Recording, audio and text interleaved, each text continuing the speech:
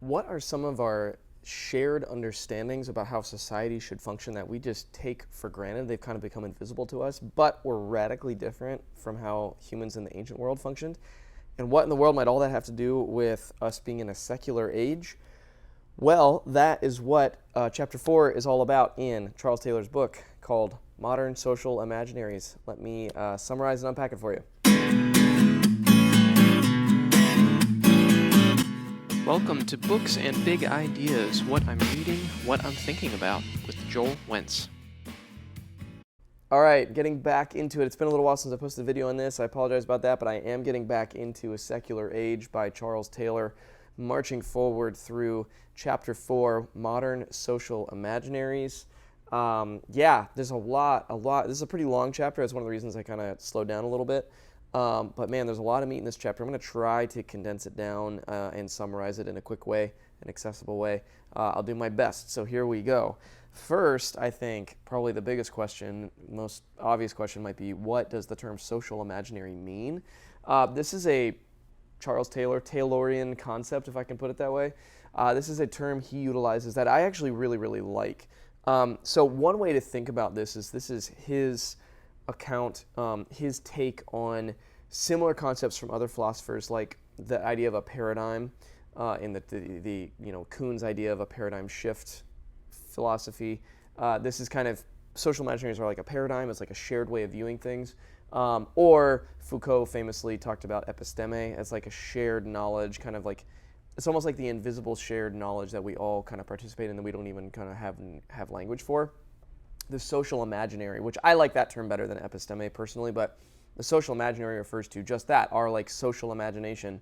But it functions on a low level such that we don't day to day, moment to moment really think that that's how we're thinking about it. And yet it really is the construction of our imagination socially and societally. It's a shared, common, corporate kind of thing that we all exist in. And so that's the idea of a social imaginary. That's what Charles Taylor is trying to put his finger on and identify in this chapter. And it's important to note, too, that this chapter is still in the first unit of the book, which is called The Work of Reform. So what he's doing in this chapter is trying to put language around what are our shared social imaginaries in our secular age context. What are the things that we just take for granted as the way society should function? And the way he does that is he gets at that through first talking about, I'm going to kind of talk about this in 4 sections in this video. First, he talks about the modern moral order as kind of a baseline for our social imaginaries, and then he teases out 3 specific ways the social imaginaries function. He talks about objectified economy, and then the second one, I took some notes down here, he talks about the function of the public sphere, and then third, he talks about the function of kind of the sovereignty of the people group as we imagine it. Oh man, you could maybe already tell there's a lot of heady stuff in this chapter. I'm going to do my best to move through it relatively quickly, but there really is no substitute for like diving into the text yourself. But I hope that this is at least a helpful kind of overview and orientation to what he's arguing. Okay, so the modern moral order is the foundation of the modern social imaginaries that he's outlining.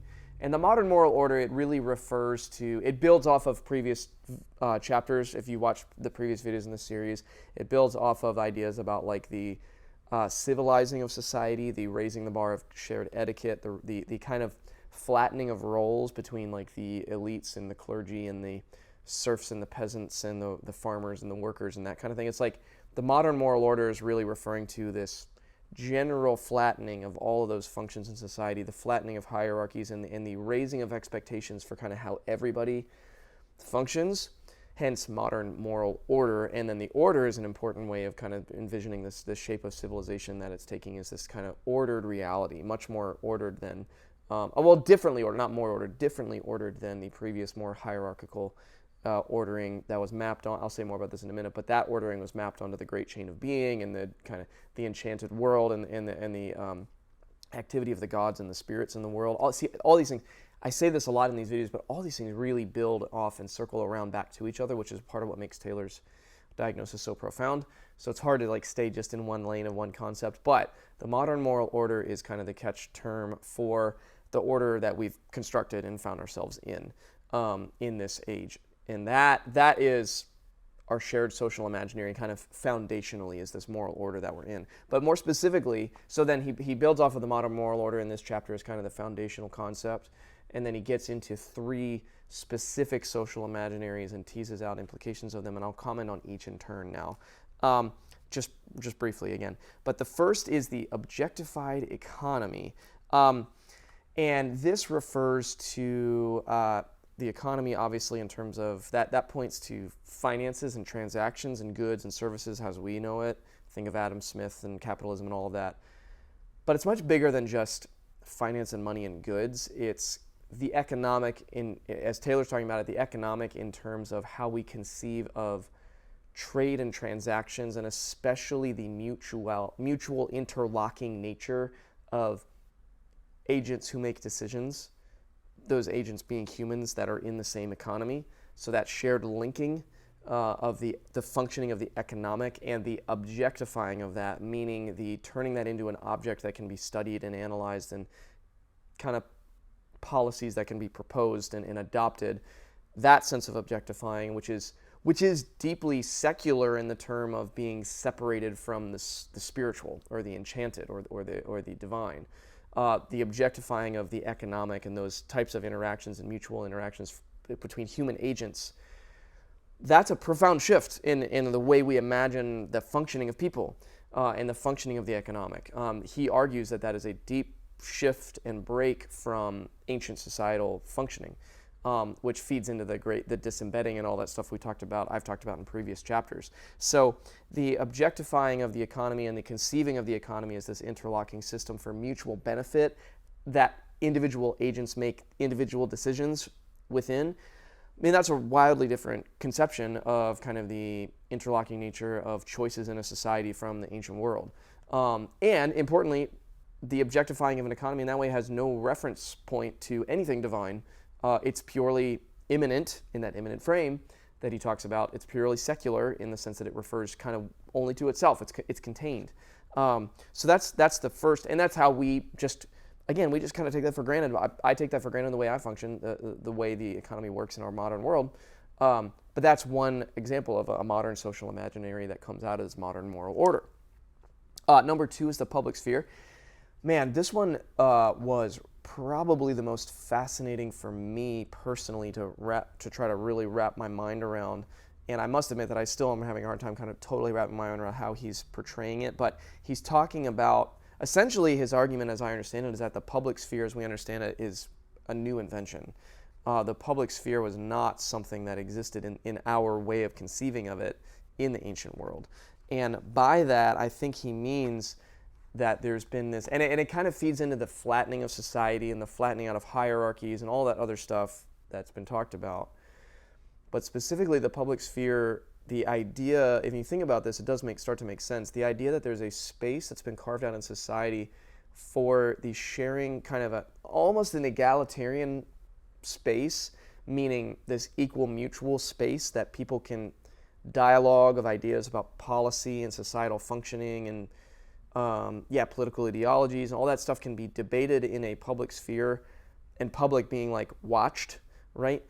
The idea that space is created for the sharing of ideas, but crucially, this seems crucial for Taylor, at the same time, that space is not explicitly tied to power in any meaningful sense, meaning there's no de facto way to leverage the public square to make societal change.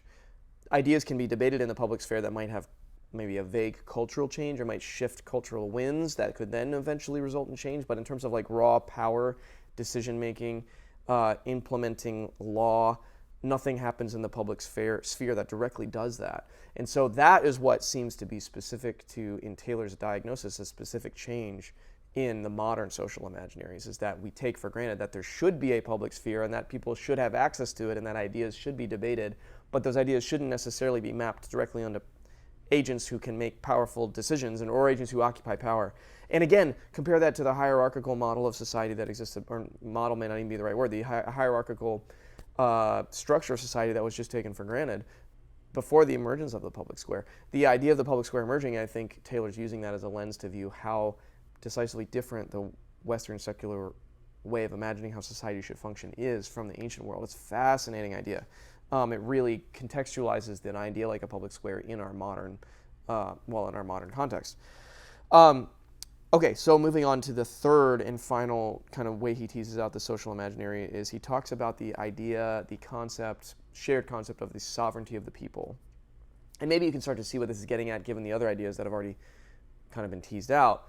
But even the self-concept of the sovereignty of the people, meaning the people are the ones who should, be sovereign, should hold power, that is new.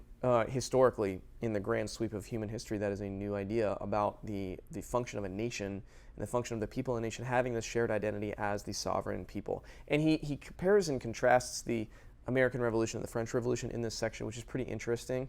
And to the best I can understand it, I think what his argument is that there's a fascinating nuance to the American Revolution in that even before any documents were composed, arguably, documents that would have codified the identity of the nation, there was still a shared sense of the sovereignty of the people and the identity that we are a people, we are a nation, even before any of that was codified in law. And that was, in his view, that's what gave the American Revolution a very different historical impact and historical flavor from the French Revolution, which he argues did not have that shared sense, which is almost kind of ironic because the French nation existed before the American nation existed, so there could be something to the idea of the rallying cry of the cause in the American context that maybe made that different. But regardless, I don't want to get too derailed by that. He just uses that as an example to point to the emergence of this idea of the sovereignty of the people, which feeds back onto the rethinking and destroying of these hierarchically modeled societies that had sovereignty was placed in a small elite group of nobles or clergy or whatever at the top. The sovereignty of the people as a whole, as such, was just utterly foreign to the idea of people living in the ancient world, pre this whole work of reform that he's talking about. And so that's, I think, in a nutshell, the shared, again, this is all social imaginary. This is all how do people implicitly imagine we should function together. The idea that we should, as a people, be sovereign over ourselves, agents who make decisions, which also maps onto the economic interlocking that I talked about. That is something we take for granted. That's actually very modern social imaginary, which is actually very unique and distinct to our time. And again, all of these things have no reference point to the divine or transcendent or anything beyond the immanent and secular. That's really important. That's a really important theme to all this stuff. And that's what I want to end this video on, is just by reiterating that all of these things function in amazing contrast to the enchanted, hierarchical, great chain of being construction of human societies that had existed for centuries and millennia before this reform work started to take place. It's a really amazing and stark contrast when you think about the implications of the reordering of society in this ways. The flattening of all these hierarchies, the elevating of kind of the expectations of civilization and behavior and etiquette for everybody, the interlocking agent decisions that form the economic, which is objectified and cut off from the secular, the sovereignty of the people as such as a whole, and the creation of things like the public square in which that agency can be enacted, but uncoupled from power. It's a fascinating diagnosis of how we imagine society should function, and especially how it functions radically differently from previous epochs and eras in human history. And all of these things, like I said, all of these things take for granted that they can function in a purely immanent secular sense. They do not need a great chain of being. They do not need the divine. They do not need spiritual agents to imbue them with power so that they will be respected in society any longer. These things can function purely on their own within his immanent frame that's been constructed. And this is all playing a part in the reordering of society and paving the way towards a truly secular age of deeply contested belief or lack of belief, in which these are all legitimate options. So there you go. Wow. That was a lot. I know I talked really fast there, but hopefully that was a helpful and interesting summary of some of these big concepts that Taylor's getting at in Chapter 4. There's one more chapter before ending the first unit on the work of reform, and that chapter is much shorter, so hopefully I'll get to that sooner than I did this one, and then we'll just continue this march through this what I consider a masterful work of philosophy and cultural theory in Charles Taylor's A Secular Age.